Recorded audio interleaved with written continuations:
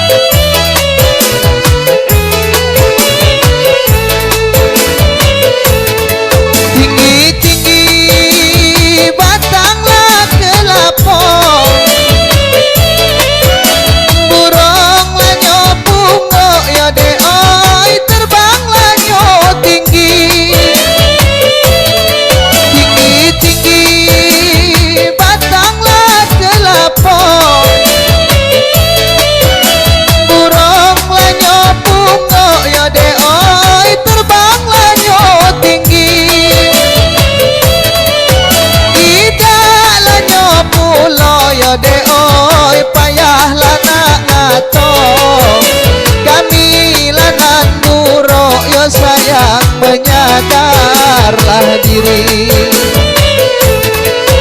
Idahlah nyo pulo yo de oi payahlah nak ngato, kamilah nan buro yo sayang menyadarlah diri. Masih bersama pemain kiper kita calon haji Adam, insyaallah 2026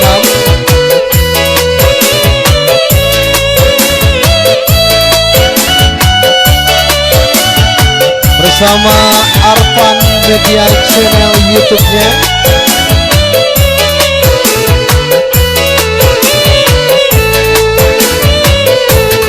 Rimbun kayu nana kulit manis,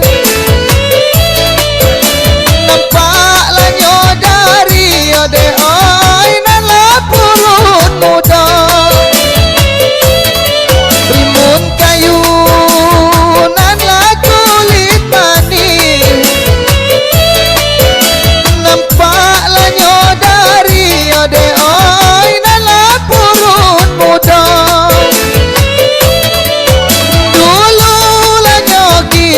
Ya de oi selamat semani, kini lah tak pisah yo sayang apalah anak dayo. Dulu lah nyo kita ya de oi selamat semani, kini lah tak pisah yo sayang apalah anak dayo.